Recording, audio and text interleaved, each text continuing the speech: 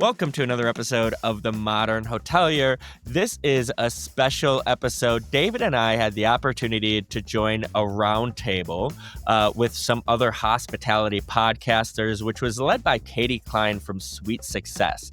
We were joined by Glenn Hausmann from No Vacancy, Josiah Mackenzie from Hospitality Daily, and Zach Busekrus from Behind the Stays. In this episode, we talk about what happened in 2025 and some trends and predictions for 2026. David, what were some of your favorite takeaways from this conversation? Yeah, well, it was nice being on camera with some of the other podcasters in hospitality. I thought it was pretty cool, some of the insights people had on what happened this year and what they think is going to be happening next year. So I think it's an interesting take from some of the top voices in hospitality. Yeah, I agree. It's always fun to hear, kind of a unique perspective. David, we kind of have our perspectives, but, hearing what other podcasters think and also some of the highlights of 2025. I forget what all happened throughout this year. So this is kind of a fun refresher and reminders of kind of everything that's happened in hospitality. So we hope you enjoy the episode and let us know what you think in the comments. Enjoy. Enjoy it.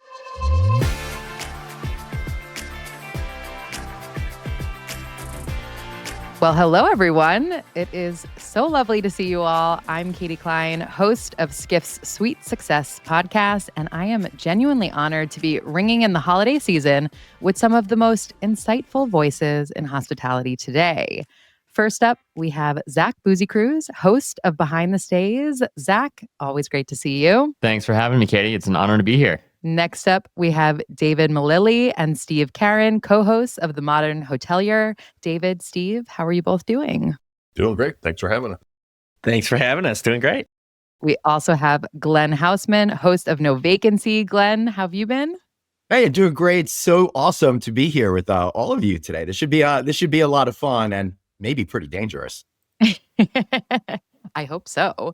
Rounding out our proverbial roundtable, we have Josiah Mackenzie, host of Hospitality Daily. Hi, Josiah. Hey, Katie. Great to be here. Great to see you all. So we have gathered together not only to toast the holiday season, but also to reflect on the year that's ending and to look ahead at what's to come in 2026. So let's start with talking about 2025. It was a big year of unexpected partnerships and bold brand reinventions, a renewed focus on guest loyalty, major moves in luxury, and so much more. We're each going to share our thoughts on what we saw as the most pivotal, impactful story, trend, or development in the hospitality space for the entire year.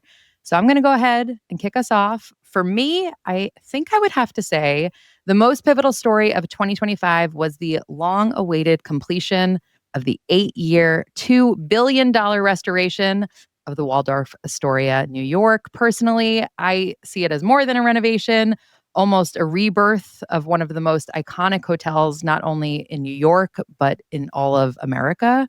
The level of investment, the meticulous preservation of Art Deco details, and the addition of hundreds of branded residences felt like a signal of where luxury is and really where the industry is moving to. What did you all think? I think you're spot on. I think luxury is going ultra luxury, and that's going to be a theme that's going to permeate, I think, through a lot of this conversation going forward. This property is an irreplaceable asset. I think it speaks to people's desire for history and heritage and making sure that it is fresh and feels it has the creature comforts that we want in a luxurious property. I think we're going to see a lot more of this. Yeah, and I'll just say, having worked and lived in New York for 20 years, it was the only property that if I had no reason to, if I walked by it, I went into the lobby and just wanted to see it and kind of feel it. It just had that feel. There was even rumors that the bellman and the valet or whoever staff was there were making like $200,000 a year in tips and salary. So it not only was it luxury, it was one of those places you'd like to work if you were in New York. Yeah, amazing. Zach, what about you? What do you think was the top story of the year? That's like asking me to pick my favorite child. And I do have one, but no. I thought a lot about this, Katie, and I think that it's not one individual story. I think there's a broader trend that I thought permeated throughout various sectors within hospitality a trend around like loyalty, right? And consumer loyalty in particular. I think loyalty was disrupted on a number of fronts. American Airlines removed many of the benefits that status holders have cherished for years. Hyatt did something similar. Hilton just announced an overhaul to their own program, in theory, making it easier to earn status, but then also introducing an ultra luxe tier as well with their Diamond Reserve. And then in addition to that, we saw programs like premium programs, paid membership programs. What Ryanair did, they launched this paid membership program and then sunsetted it, I think 7 or 8 months after they announced it.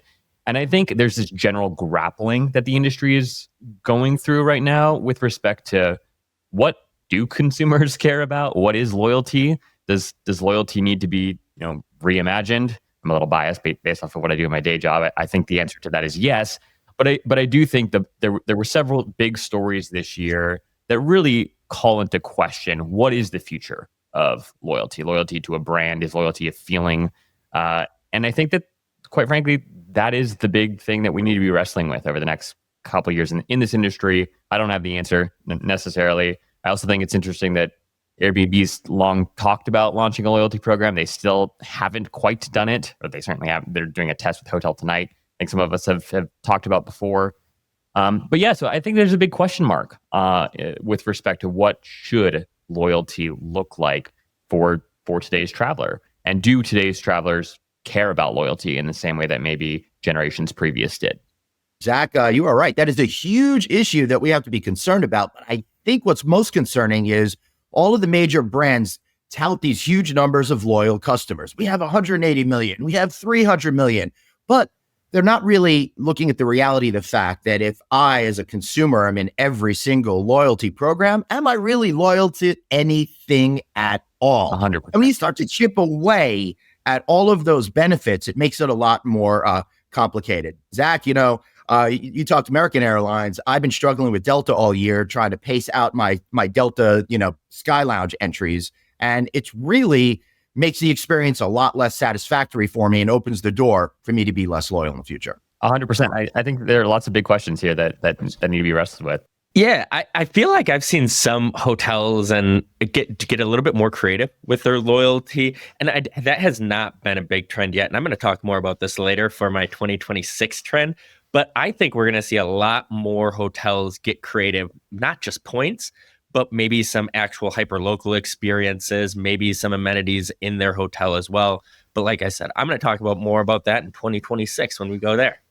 I'm excited to hear more about that, Steve, because loyalty is a big nut to crack, right? And I think, Zach, to your point, customers were sold one thing. And then, Glenn, your experience is perfect right there. You expect one thing, and when you're not having that delivered on, it's turning your head. It's making you think, should I go elsewhere? So it'll be an interesting thing to talk more about later in our discussion.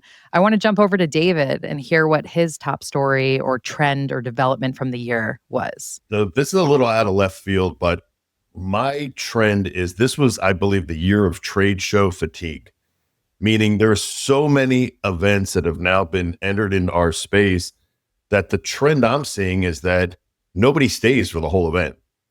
We were just at the hospitality show in Denver, and I would say probably 20, 30 people either just went for the one day, left the Monday night, or stayed part of Tuesday, not the whole day, and left.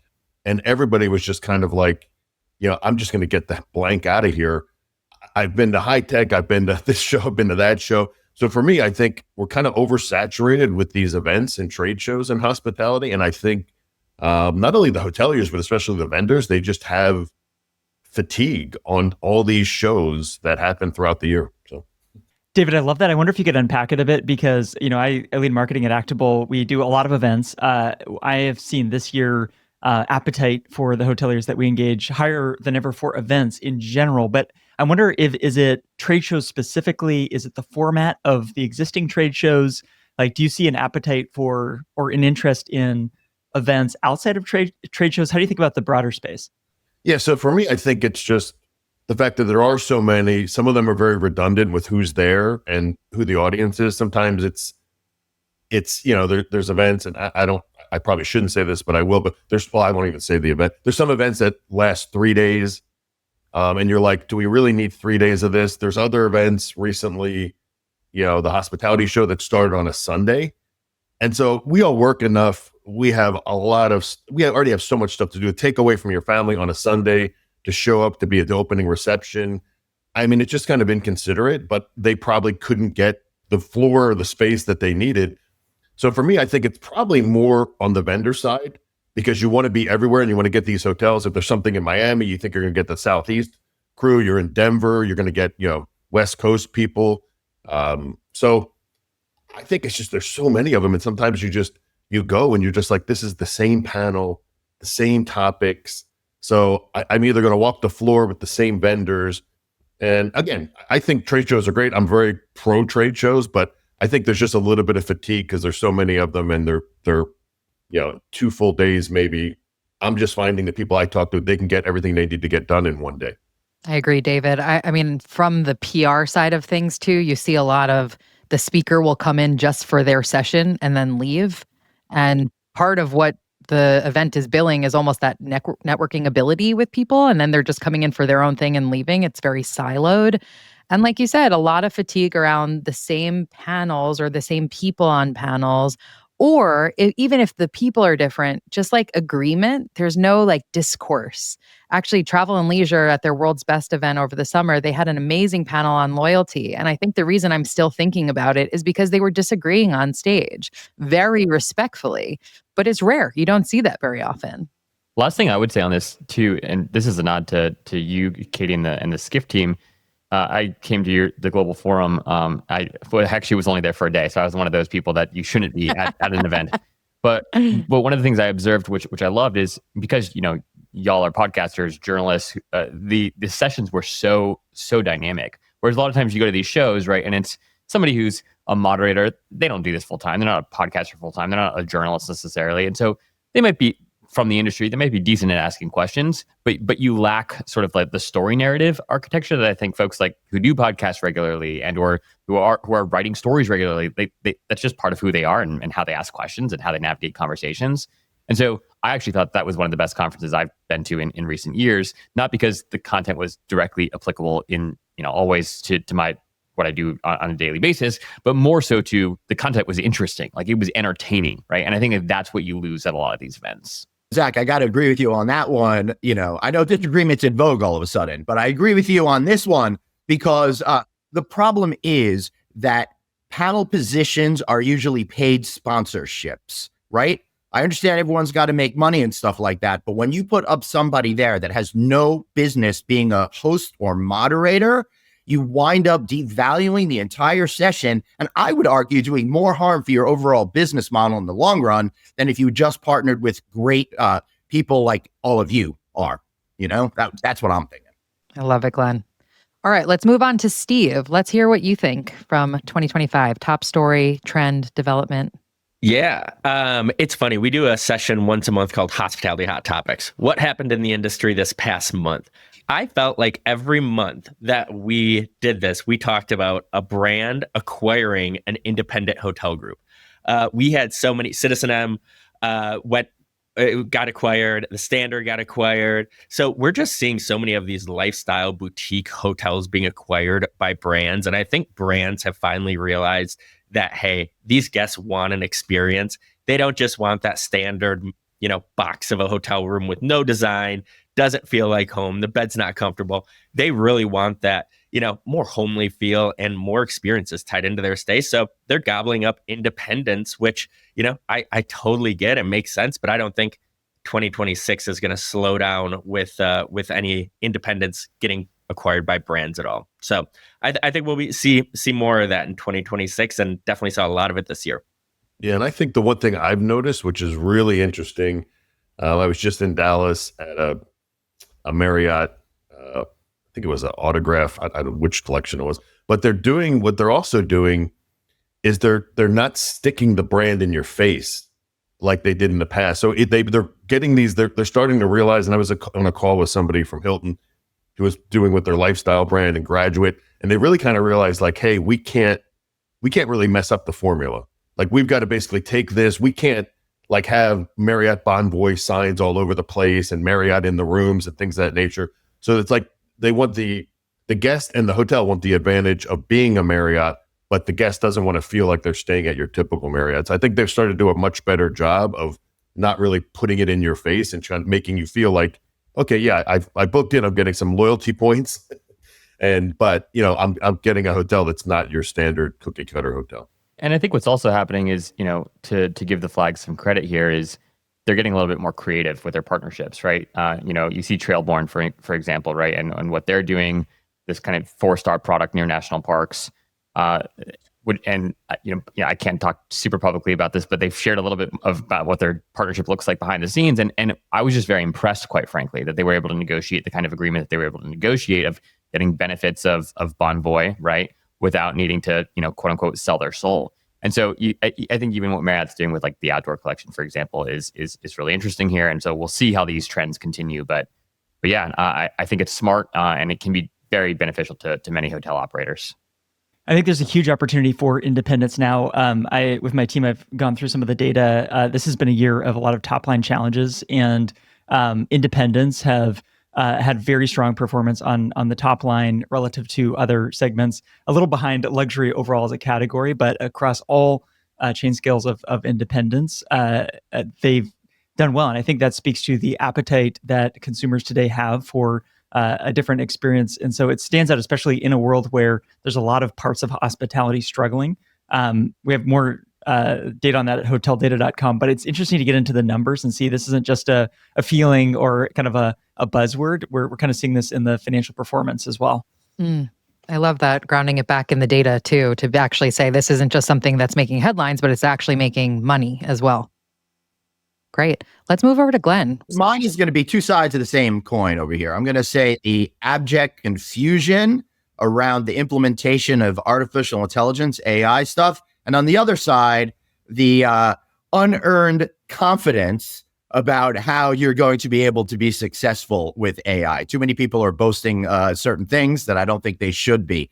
I think really we're at the part of that, at the adoption of a new technology, like all other technologies, where we have to kind of figure it out. And I think that's why it's the big story of this year. It's every conversation was dominated by this topic, as we all are trying to figure out together how we're going to be able to best leverage opportunity, because we all know going forward, the operating environment's going to get tough, and we need this technological breakthrough, continue to reduce costs, up customer service, and create better profitability. So that's mine. What do you all think?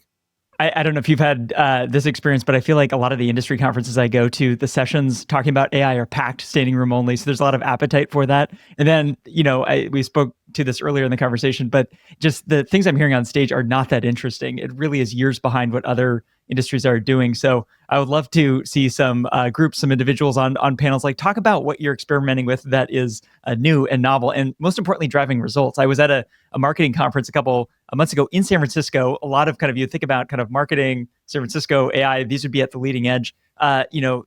2,000 people in the room, who's driving more revenue in your business with AI? There's like 2 hands go up.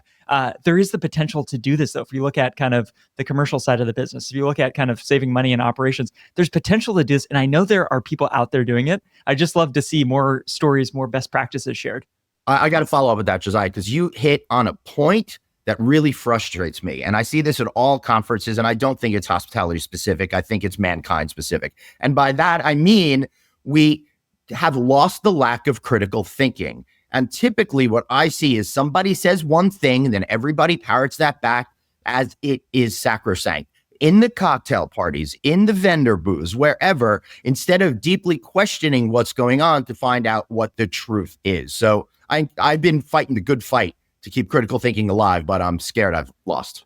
But it's so important, Glenn, because I think like this becomes more important in a world more driven by AI, because like this is what AI does. It just parrots back common knowledge, right? So if this is the way that we're operating, we become less and less valuable. Maybe parroting back common knowledge used to work at one point. It's going to matter less and less. I also think like there's a lot to be said for good leadership in this moment, right? I think that, there's, depending on who you talk to, especially from a staffing perspective, there's fear, there's trepidation around these tools. Right. And people, when they talk about using AI, might be using AI to write an email, right? And that's it. And that's their usage today. So I think there's a huge opportunity for leaders to step up to the plate, to work alongside teams, to not just command a general statement like we need to be using AI to get more efficient, right? But actually working alongside staff to say, hey, we want to make your lives better. We want to make your day better. Let's go through your day and let's talk day by day, hour by hour. What are the things that you're doing and how can I help you do more of the things that you love, right? And reduce some of the things that maybe you could care less about. And so I think like this is a moment for leadership to really stand strong and whatnot. And the best leaders will get their teams excited about this usage, about using AI, and show them how to do it in a way that's meaningful for them, right? First and foremost, but also the business. And unfortunately, like the worst leaders will either say we need to be using AI to be more efficient, and or they just won't be having the conversation around AI at all. Yeah, I like what you're saying too about not just saying that general statement. And this is really going back to what Glenn talked about too. Now, look, guys, I come from a background as a publicist, so I love a talking point as much as anybody else. But I think consumers, and especially us in the industry, we're a bit over it. You can see through it now. So if you're just using these talking points of how you're using AI or how you're building brands, and you're just using buzzword, we're starting to say, yeah, but what does that actually mean? How does that actually come to life? And I like what you just said about using AI for an email, because I talk to ChatGPT every day. Does that mean I'm an AI super user? Absolutely not, because I was using it for very basic tasks, because that was all I understood how I could use. And the other day I had this kind of slight breakthrough for myself where I was trying to learn a new software that I didn't know anything about. And I was able to take real-time screenshots of what I was doing and say, yeah, but this is showing like this, or show me exactly how I need to do it in real time. And even just that little step up, I was like, wait, I'm knocking on a whole new world of what AI can actually do for me in real time with learning. So I feel like that as an industry, we're in the infancy of understanding what this technology can do, and we're talking about it as if we're familiar with it. I think we need to really look at how AI is going to enhance the hotel experience, not just build something because it's AI. And when we do that, let's look at the competition and if anybody else is doing something similar in the industry. There are so many people that I've talked to where it's like, this has never been done. Nobody else is doing that in the industry. And I'm like, I just talked to 4 people down the road from you that are doing the exact same thing. Maybe not the exact same process, but the outcome is going to be the same. So I'm challenging people who are really into AI. Let's actually take a deep look in how this is going to actually help hoteliers, maybe automate processes, not necessarily replace people, but really help hoteliers be more efficient at their job. And then let's look at the market.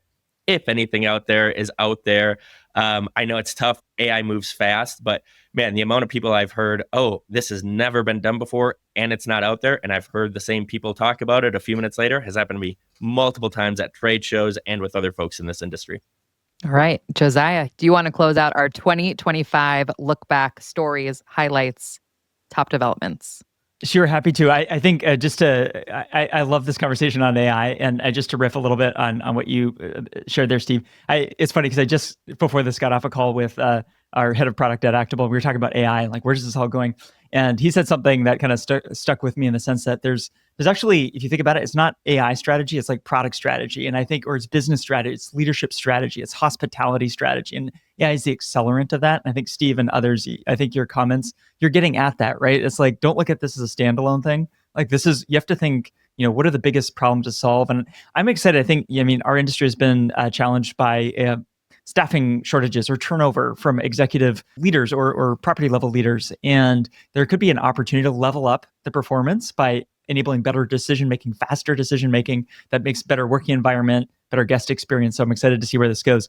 My biggest story of the year, I think, is how operators really came through to protect profits. And you might think, hey, like, why do profits matter? I'm not an investor. Like, does this even matter?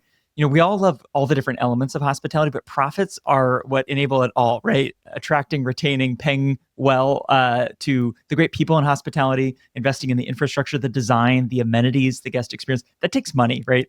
And the hotel business is a real estate business. It's an operating business that has to make money to succeed. And so, I used to work for a real estate investment company a couple of years ago, and just coming out of COVID, there's sort of this phrase going around like survive until 25, and then 25 starts, and then it became like survive 25. And here we're recording this at the end of 25, and it's interesting. Like again, looking at the data is, there was a big miss to expectations on the top line. People started the year saying, "Hey, we're going to deliver this across the U.S., across chain scales," and we saw misses when we were looking at the data.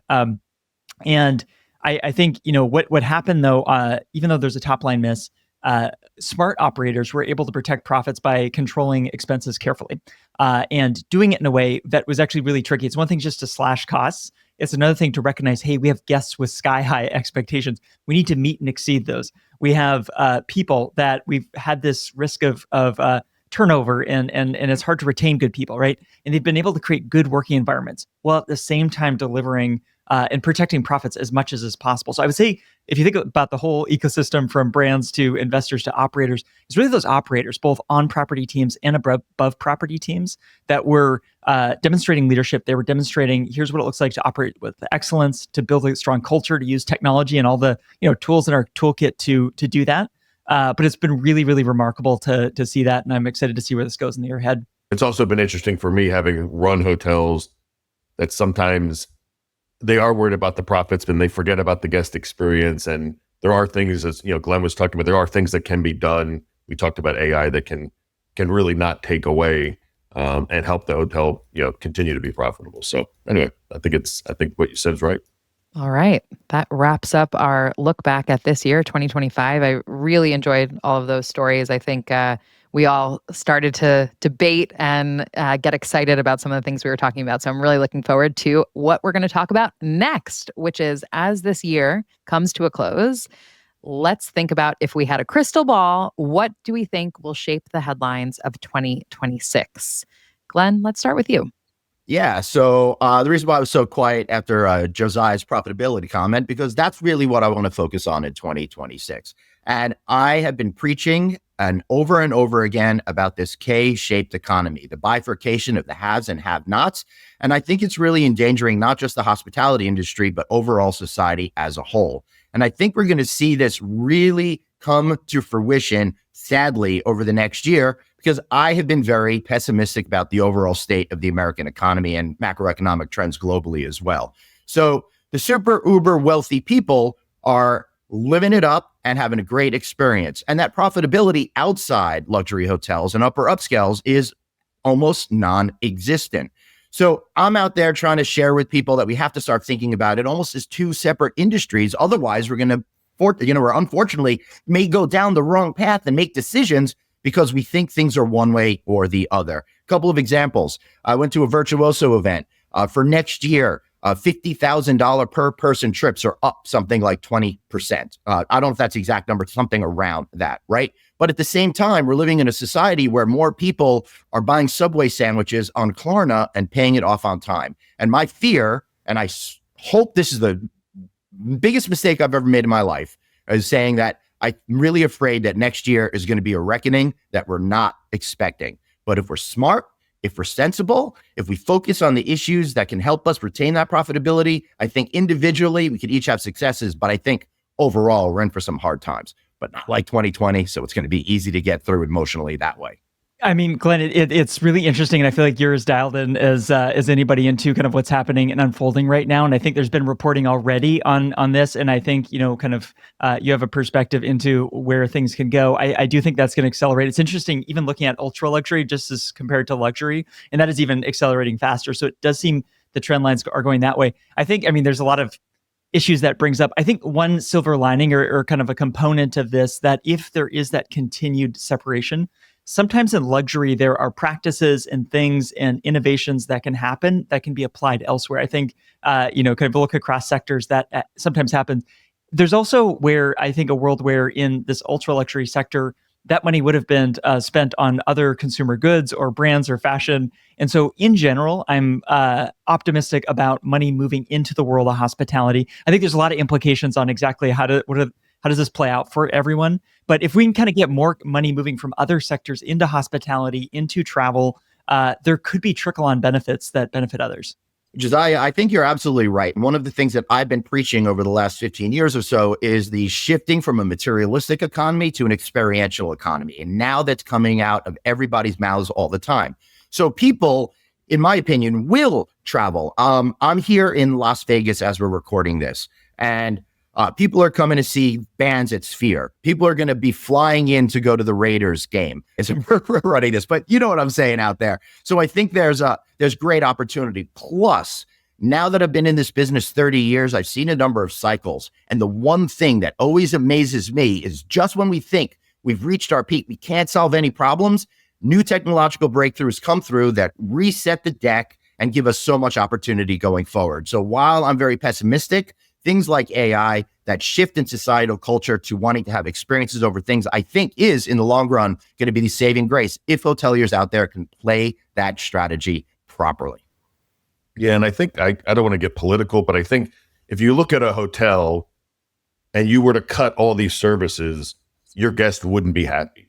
And I think when you look at the political landscape, what's happening in the country is cut.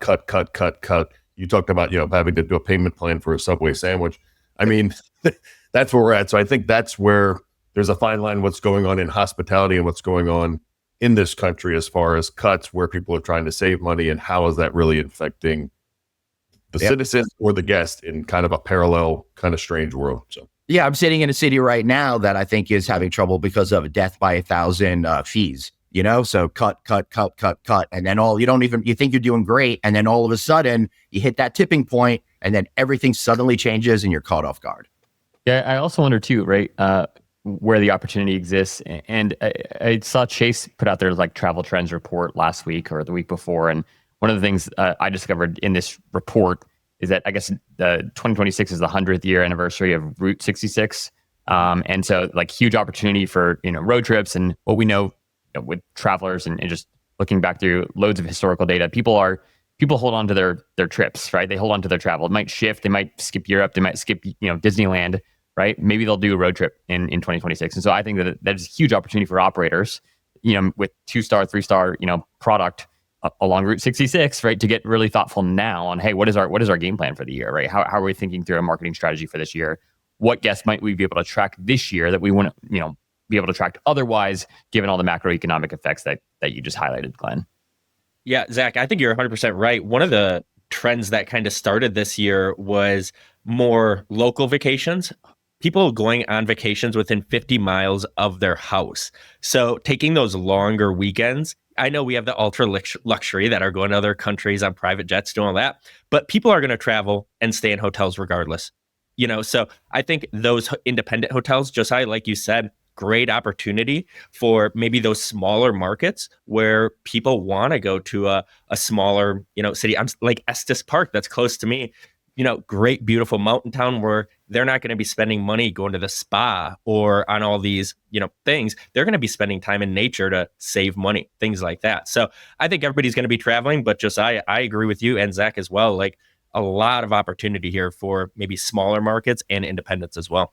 Yeah, an opportunity for alternative accommodations too, outside of hotels, whether it be short-term rentals, glamping sites, etc. And I'm loving what you guys are saying about road trips because I have 2 young children, and so road trips are kind of my jam right now. So I have been in the car more than I have ever been, and still wanting to get that travel fix, just not necessarily wanting to change time zones right now with the little ones. But anyway, we're going to move on to our next trend or prediction for 2026. Josiah, let's go over to you. I'm going to go out on a limb on this one because I love data, but what do they say? If you're talking about data, then you're reporting on it versus predicting. So I'm going to go out with something that has no data to support it. It's a feeling, but it's coming from some conversations and my observations over the course of this year. I think there's going to be significant dislocation with regards to the workforce powered by AI. Some of it will be direct and some will be indirect. I think in corporate America, there is a perception that if we cut, we can juice profits, which in a lot of cases, we don't need to go down that path, but there is, this has unfolded. I think it will continue to unfold, whether it is real or imagined. There is a sense of, hey, we can lay a lot of people off and then powered by technology, we're going to do quite well. I think that is going to manifest as a lot more people working or wanting to work in the world of hospitality. If you look at it from a demographics perspective, the population that's probably most vulnerable is people early in their careers, people that, honestly are good candidates to work in hospitality. But even in San Francisco, which is one of, if not the epicenter of AI, I have had conversations with people that worked at technology companies and now are working at the fire department or working at a restaurant. And they're, whether they think, their job is at risk or they're just tired of it, there's an appetite to work in the world of hospitality. I think that is a great thing. I think hospitality can become sort of this safe harbor for people who are dislocated or just burnt out and want more human-to-human interaction. I think in an increasingly AI-driven world, we talked about this. I'm excited about AI. I think it can do really important and powerful things. But there's also a downside to consider, and second and third order implications of what a more AI-powered world could look like. I think hospitality will be a beneficiary in more demand from a guest perspective, but from an employee perspective as well. And so I think we're going to start to see some of this in 26. I think it's going to accelerate in the years ahead. I think that is a huge opportunity for hospitality, not only to, staff to a level that enables hotels and other hospitality businesses to provide good service, but to think more expansively about what can a hospitality business offer. Maybe there's other services that hotels haven't traditionally thought about. Maybe they become hubs of opportunity in their neighborhoods, or they become opportunities for, connecting people. And so I think it is the rise of AI is a strong tailwind behind hospitality, both from an efficiency and profitability perspective, but just from a employee and guest demand perspective as well. Never thought about it this way, but we interviewed and have done some work with an AI phone attendant that picks up, answers the phone for the front desk in different areas. As we were talking, the way they position it was that front desk agent who doesn't have that AI call agent to pick up the phone is now trying to check people in. The phone's ringing, putting them on hold. The stress level's going up. Now there's 2 more people in line. That person's on hold. Somebody else calls the front desk. And now that person, their whole perception of what it's like to work in hospitality is like, this sucks. I don't want to be here. I don't want to be at the front desk. I don't want this person getting upset. I see the people poking their head in line. And so that technology is something that actually might help that person stay in hospitality, enjoy their job, and then kind of move on and up in their career in the hotel versus people being afraid that technology took away the job of someone. So it's also going to allow that front desk associate to have a conversation with the people checking in and hear why they're in town or if it's their first time, and then maybe be able to do a surprise and delight that's really tailored to them because they had the 2 minutes to talk rather than balancing the phones like you were just talking about. Yeah, exactly. All right, Steve, let's move over to you. So I said we're going to talk more about loyalty in 26. So Zach, I'm curious to hear your thoughts about this. You're the loyalty guy here. And Josiah, I'm going to kind of go off what you just said as hotels being hubs in the community. I think instead of seeing so many points given out, I think we're going to see a lot more experiences and possibly tangible goods as well. Hypothetically, if you're staying at a hotel and your guest is a big gym rat, you see them in the gym. There are guests that stayed with you multiple times. Oh, we have an open 60-minute massage today. Hey, go get a massage after your workout today. You know that your guest is a big foodie. Hey, why we have a seat open for the chef's tasting tonight. Why don't you come do that instead? Somebody is at your hotel, bleisure. That's been a big term we've talked about this year. We know they're there for work. Hey, why don't you go set up in our executive lounge today so you can work in peace and you don't have to be stuck in your hotel room. Also, things like we talked about on our podcast how much revenue and how Taylor Swift stimulated economies when she would go to a city. Oh, you're going to a Taylor Swift concert? Guess what? I know you were talking to our concierge about that. Here's a free behind the meet and greet or skip the line or something like that. I think we're just seeing, the focus on experiences so much more. And it's kind of funny. I was talking to somebody about loyalty, and I don't want to offend anybody here, but they were saying if you're only relying on points, that's more bribery than loyalty. Somebody's just going to come stay with you because of the points. And we're seeing that now happening already. Brands being booked directly are being booked more than any other type of hotel solely because of points. Now, I think if we add in some kind of more tangible experiences into that loyalty as well, we're going to see people, staying at the same hotel and increase loyalty through that. Zach, what do you think about that? I'm putting you on the spot right now on it, but want to hear your thoughts. No, I always appreciate a good tee up, Steve. No, I think you're 100% right. I think, and if that someone was Bashar Wali, he's a good friend, and if that was him, he often that sounds like a Basharism, as I like to call him. I believe it. I believe it was. And I think you're spot on, right? And I think this goes back to what we were hashing out a little earlier: is what is loyalty, right? What do consumers actually care about? If I'm an Honors member, a Marriott member, a Hyatt member, right? am I actually loyal to any one of those brands, right? And by the way, I actually am members to all of them. You guys probably are as well, right? To some varying status degrees. But I think you're asking the $1 million questions, Steve. And what I think about, based off of everything we were just chatting about with respect to AI, is for the first time ever, right? We've talked about guest personalization, right, for eons, for decades, right, and the idea of offering a really coveted, personalized experience.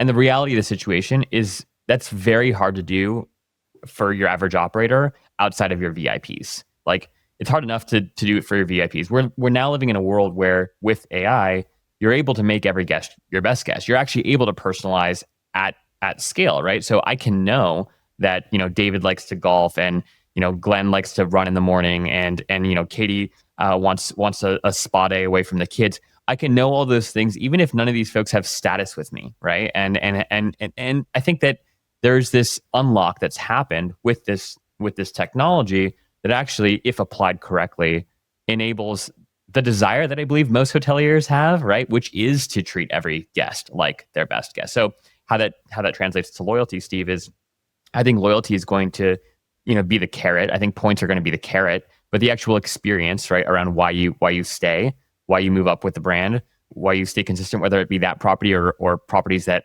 share a similar ethos and soul with that property, will be because of the experience that you had. And that experience is never going to, it's never been easier to deliver that sort of experience and that sort of tailored offering than it is today. And it's only going to get better from here. I do think there is this broader question to wrestle with, which is why I think the Ryanair program failed. It's why I think Frontier's program of like unlimited flights for $299 a year, whatever it is likely to fail. Is I think it's really hard to build like a paid kind of like premium membership program when you have like one core SKU, right? Like I think Amazon works, right? Because like Prime works because of the breadth and depth of offerings. I get movies through Prime. I get free shipping through Prime. I get Whole Foods delivery through Prime, right? With Frontier, with Ryanair, with any of these programs, I mean, the product is an airplane seat, right? And oftentimes an airplane seat that I can't even book till 24 or 48 hours before check-in, right? And I think consumers are just wary of those sorts of offerings. And so I this is kind of a convoluted way of just saying that I think it's going to be hard to compel consumers to join new loyalty programs, to get people excited about new programs when the product isn't differentiated enough. So why I'm excited about the work that I'm doing now is if we can bring multiple product together, right, and build a really exciting program there that tells the consumer that you can earn points, experiences, rewards through a breadth and depth of product. I think that is the next frontier of loyalty. So anyways, that was way longer than anyone wanted it to be, but those are Zach unfiltered thoughts on the future of loyalty.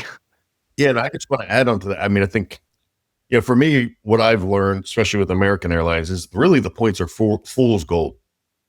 They really are fool's gold. I mean, I was in Miami and I was coming home and I was like, let me see, I'll upgrade it. And like, you can upgrade for whatever. Or one way from Miami to Phoenix was 100,000 miles to upgrade. Yeah. And now what I love about American is I've been in Phoenix now for 9 years. They've been running an exclusive credit card offer for 9 years. And they're like, with 80,000 miles, two of you can travel, blah, blah. And it's like, no, you can't. No, where you go? Like, you can't do it. Like, I've tried, I've looked, like, they don't give you an easy way to figure out how you can use those 80,000 miles. So I just feel like it's Phoenix to Vegas. That's about, there you go. Or upgrade to Economy Plus. Yeah, exactly. Anyway, so that's my 2 cents. I'm going to say this, and I said this last year. What I really want and what would create loyalty is somebody to figure out technology. And Josiah, here's how we use AI to help increase the guest experience here. I want to, when my flight lands at 11 a.m., utilize AI so the check-in correlates with my plane. That is what I want. And any hotel that does that, I'm saying it right here, I will be so loyal to you because I usually take the first flight out of Denver to get into a city, and it's often that my room's not ready. I would love to see it. And I know people have tried to do it before. I don't think anybody's really succeeded. Maybe I'm wrong on this one, but as soon as people coordinate the flights to check-in times, I'm all in on that. Stay tuned, Steve. Uh-oh. Well, there we go. That's what I like to hear, Zach. All right, let's move over to David.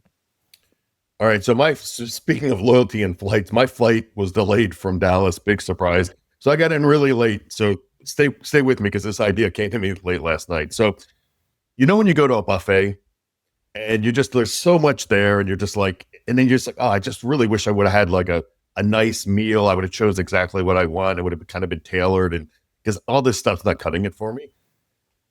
I think there's going to be a pushback on the AI buffet. And what I mean by that is that images, videos, LinkedIn posts, articles, like it's so obvious that it's AI right now that it's got no emotion, obviously it's got no human element, but you just see it. You see it on the post with the icons, or you see the dashes, or you see the image. I'm guilty. I have a headshot that's AI. It's old, but I think there's just going to, like Glenn said, doing it right, like using AI and doing it in the right way. And even some of the things we're noticing is we've started doing through our media side of our podcast, we've been doing testimonials with the actual GM or director of sales or somebody at the property. And it just resonates so much more than those corporate videos with the actor or actress walking through the lobby with their suitcase. And so for me, I think, look, I'm not naive. AI is not going anywhere. It's going to continue to grow. But I think there's going to be this little bit of pushback where people are going to want that real experience, that real photo, that real article that somebody wrote, something without all the goddamn icons and emojis all over the thing. Like, I think people are just going to want that. They're going to want, especially in hospitality, they're going to want to hear from people. They're not going to want infographics. They're not going to want these, 4-page blogs. They're going to want video and some video content and things of that nature. And just a little less of the AI stuff in certain places. Like I said, it's not going away, but I think especially in hospitality, we need to also address that people want the real stuff, not just the AI stuff. So that's my rant for the day. I love it, David. And I feel like I know we're all podcasters and this is what we do all day. So our listeners might think, hey, we're just patting ourselves on the back. I'm also writing checks to grow a business. And so I think I also see it from that perspective as well. The attention that each of us has, the relationships, the insight we can provide. I think that's why each of us shows up every day and does the work that we're doing, right? Because we fundamentally believe this is how people learn. This is what connects with people. We're not creating quote unquote content, right? We're helping people learn through conversation, with trusted expert perspectives of people who have done it and that we can believe in. And that's why I'm very bullish, not only as a podcaster, but as a media buyer, as somebody growing a business. I know this works. And I think this becomes increasingly important. And I think for all our listeners, maybe that aren't podcasters, I think listening to, the incredible shows that each of us are producing, this is a way to level up your career, level up your business, right? I mean, there's just going to be more and more. I think you're right, David. This stuff's going to accelerate. So make sure that you're tuning in, listening to voices that you can trust, who have a track record of actually delivering results. I think people just want more authenticity. We want to know the real person. We don't want to know the guy behind AI, or when somebody posts and it's blatantly AI, it's like, I don't care what ChatGPT says. I want to know your perspective, and I want to see it in your thoughts, not running it through ChatGPT. Clean this up, shorten, make it more politically correct. Like, I want to hear your thoughts. David, that's why I appreciate your rants. Authentic, and it's really you, not a AI character.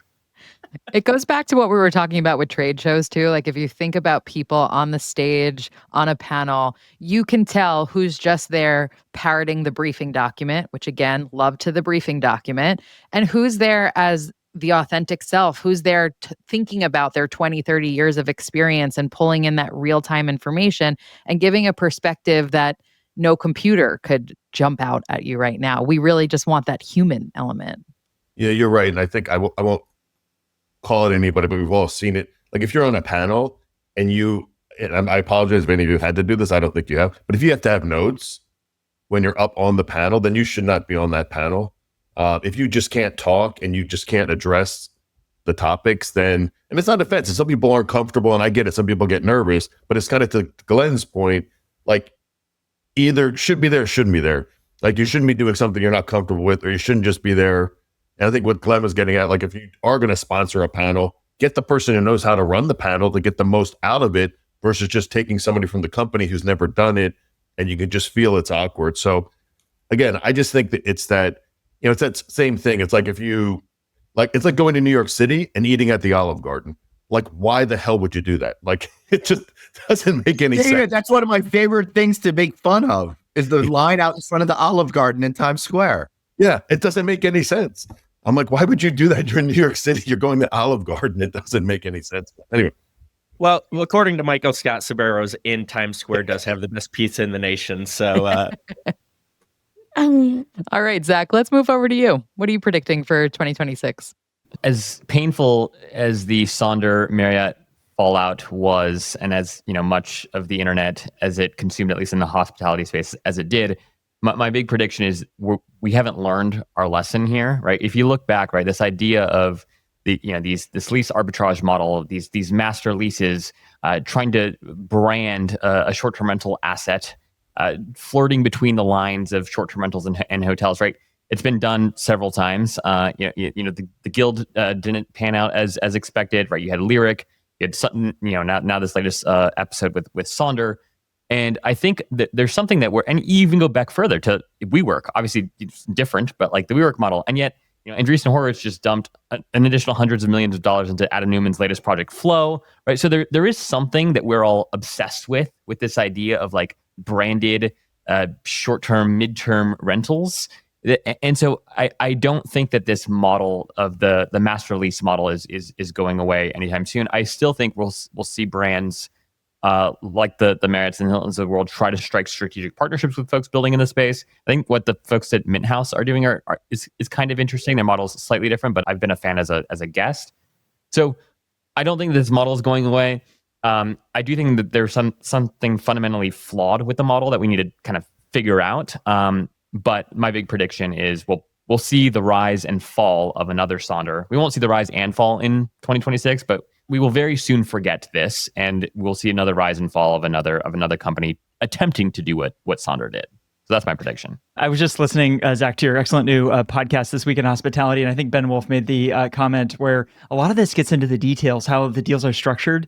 And I think for me, one of the other takeaways of this whole experience is the kind of breadth of experience that's needed to execute a hospitality concept well. There's a lot of financial, kind of business strategy, real estate expertise that's required to pull this off. The kind of the guest-facing elements are a component of it, but there's a lot of stuff underneath the surface that sometimes, isn't thought about in the level of detail it needs to be. But it creates opportunity, I think, for people maybe from other industries with that level of expertise to come into hospitality, partner up with somebody who has great creative brand vision, and bring this to life. I think there's a big opportunity there. Yeah, I just think it's such a different model than a traditional hotel. Like you said, Zach, I worked with Mint House in the past, and I got to stay as a guest recently.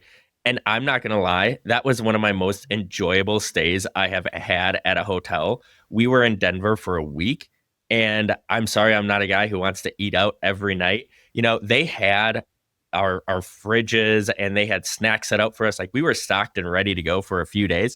I loved that model. The space there, the rooms were great. So I'm curious. I think we need somebody to figure it out. I think Mint House is on that track. But like you said, working with a brand on that, two completely different business models. I was just going to add real quick, and if you kind of read a lot of the reasons why it didn't work is because they didn't have the foresight to plan out the integrations that were needed to make sure that they were able to tap into the benefits of being part of the brand. And to me, as a former operator, but a tech guy for 25 years, it just blows my mind. Like, how did you not have that figured out before you did it? Like, you're trying to it's like, the whole working on the plane or the car while it's driving. It's like, how could you have not figured that out and had a great plan? So that was my 2 cents. Yeah, I personally own 3 short-term rentals. So actually on paper, I feel like this should work. And Zach, I'm probably proving your point that I haven't learned the lesson still either. It's like you're in markets that are highly regulated around short-term rentals. So big win right there. Everything Steve just said about people wanting certain elements that you do get in short-term rentals, like a kitchen, for example. But we all know with Airbnb, Vrbo, it's really hyper-dependent on who your host is. And do they have any knowledge whatsoever of what hospitality is? So the experience varies drastically. So in a way, to have somebody operating these branded rentals seems like it should be a slam dunk. And yet, as you've pointed out, Zach, it hasn't worked in the past. Yeah, 100%. And to be clear too, I'm super optimistic. I want it to work. I'm right there with Steve. I love that kind of a product, especially when you are staying for a longer period of time. It also helps. I've got 2 young kids myself, Katie, and it helps to make staying in a quote unquote hotel more doable with a family. And there aren't always great short-term rentals like in New York City, right? To choose from. So that this sort of model I think is really attractive. The Mint House, by the way, on 70 Pine, for those of you who are in New York and haven't been, should check that out, because I think that is the model. They've got an incredible Michelin star restaurant on in the lobby floor. Obviously, there's no direct relationship there, but as a guest, it feels like it's just the restaurant in the lobby. They've got an incredible rooftop bar. So, anyways, that model that's a microcosm of how Zach at least would want this master lease model to work. Well, Zach, I'm going to stick with short-term rentals for my final prediction of our roundtable today for 2026. I am also thinking about branded short-term rentals, but in a slightly different way. So if you are familiar with the fine art photographer Gray Mallon, he's known for these gorgeous aerial beach photography. He also is, in my opinion, the king of brand extensions. He partners with brands like Arlo Bar Brown, Janie and Jack, Ruggable. He even has an Uno collection, like the actual game Uno. And about a year ago, he launched something called Gray Mallon Getaway House. And it is a short-term rental, but it brings all of his brand extensions, his photography, everything to life. It is absolutely stunning. It's in Montecito, California. When you walk in, you feel like you are in Gray Mallon's world. So I'm really interested to see more of that. I think we've seen that in the hotel space for a long time. We've seen branded hotel suites like the Eloise suite at the Plaza or the Bentley suite at the St. Regis, New York. But we haven't really started to see a lot of brands or even creators, influencers owning that piece of real estate, or however it's done in the background, to really immerse people into that world. I think it becomes that kind of four-walled influencer, something that a brand like Minoan talks a lot about, which has started to make short-term rentals actually shoppable, because what better way to experience a couch or a coffee maker or a television is to have the weekend at it with your friends. So that's something I'm interested to see more of in the space. Katie, I think it's super insightful, and it blows my mind how little this happens relative to how much it should happen. I think, if we zoom out, attention is the most finite resource in the world, and the economy goes up and down. Honestly, there's a lot of capital out there. There's a lot of talent out there. We don't have unlimited attention, though. And so for anyone trying to grow anything, anyone trying to share an idea, attention is that most valuable resource. And hospitality has an incredible opportunity to provide that immersive environment to be exposed to a new brand, a new idea, a new product. And I expect this to be a tailwind that only accelerates next year in the years ahead. I think it's a great observation. Yeah, and I would love to see more of, at least on the short-term rental side. We were talking before we got on there, more that surprise and delight than surprise and disappoint.